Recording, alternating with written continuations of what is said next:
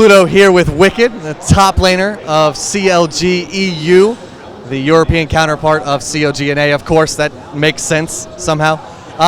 You guys had a interesting game against TSM not too long ago. You guys actually were in the losers bracket with them, and you knocked them out of this tournament entirely. Why don't you walk me through? You 2-0'd them too, which is surprising when you guys aren't even at 100%. You have a sub. You guys haven't been practicing too well together this past week. So tell me what your mindset going into that game against TSM exactly was. Our mindset against TSM was just to do our best, try whatever, and just make it work. That's also why we let Frank play his Lee Sin, even though we would normally never do that. We're like, Frank, do whatever you want in the game, and we're playing a solo queue style, for example. We communicate still, but we don't have special tactics or anything. We just do whatever comes into our mind.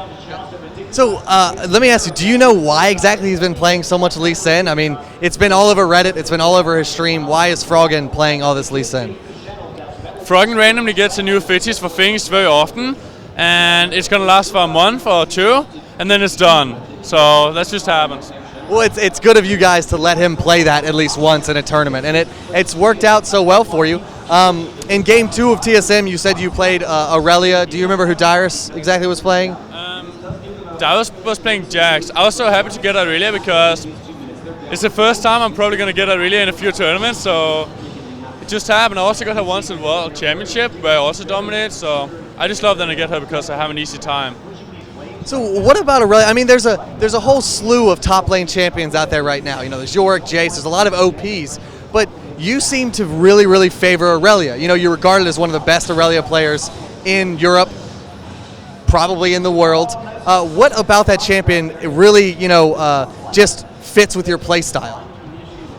I think the fact that you can win every single matchup if you play it well fits very well with my playstyle because you cannot counterpick her in any way. You can pick heroes that she's bad against, she's bad in 1v2, but you can always come back, you can still make your plays, and she's very aggressive. You can always engage team fights if you have a Guardian's Angel, and you can just do anything you want. She's very mobile. Okay.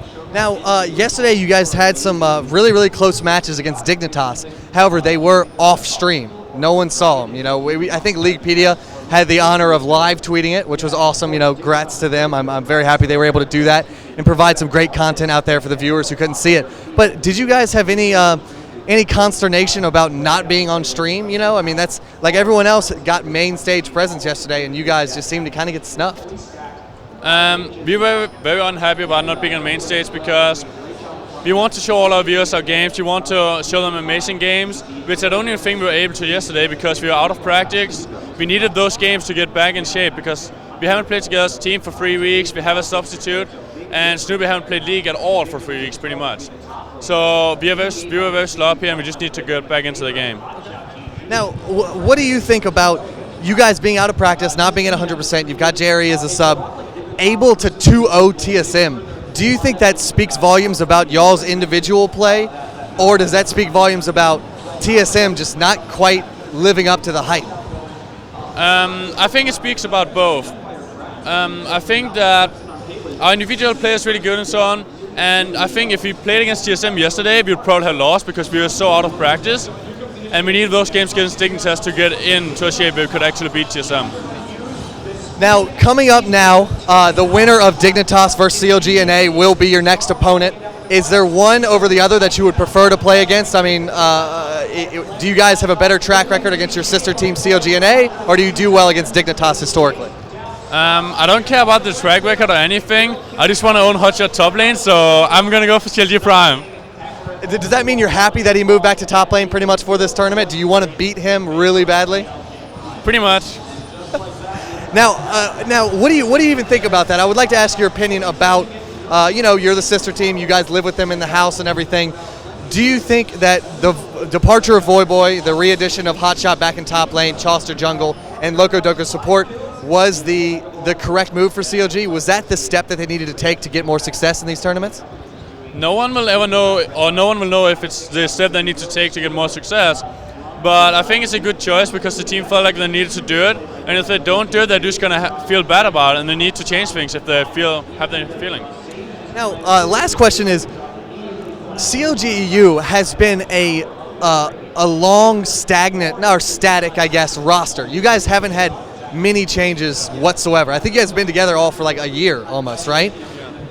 Why do you think that is? So many teams are undergoing facelifts. Curse picks up Voyboy, they're benching Westrice, CLG switches around, Team Dynamic kicks their mid, like there's so many changes happening in the scene. Why do you think that CLG has had such a static roster? Do you guys just gel well together and play well together and you just genuinely like each other? I think the main thing is that I used to be in SK, I left SK, made my own teams and blah, until we got into CLG EU. And the main thing was that we want to be a stable team, a dedicated team, and we wanted to get to our dreams and respect each other's dreams. And we have been together and just tried our hardest to respect each other's dreams and everything, and just do our best, because if I stop playing for 3 weeks randomly while everyone else is practicing really hard, I'm kind of being a douchebag compared to their dreams, because I have to think about us as a team. It's not only my dream, it's their dreams as well. Well, it sounds like you guys have a fantastic team mindset in that. It's not about one solo queue hero or one player, one star. You guys really play well together as a team, and I think that shows. You guys do such fantastic jobs. I mean, the whole late game CLG EU thing, yeah, it's y'all's trademark, but that's how you guys win games. It goes really, really well for you guys. So, I'd like to give you a chance to do any shout-outs, sponsors, fans, Twitter, Facebook, anything like that. I'm going to give a special shout-out to Razer for bringing us new Razer headsets, which they just made pretty much. We wouldn't have been able to have headsets during this errand if they haven't done that. So thanks a lot, Razer. Awesome. Any Twitter or anything? Or No. No, just Razer. Look at that. It's so appreciative. It's so fantastic. Razer sticking with their teams and showing them what a good sponsor does, pretty much. Well, thank you so much, Wickd. I appreciate it. You guys can follow me on Twitter, CursePluto, youtube.com/CursePluto, and keep an eye on Reign of Gaming YouTube for more fantastic interviews. Best of luck as well against whoever you play. I know you guys will do well. Good luck. Thanks, guys.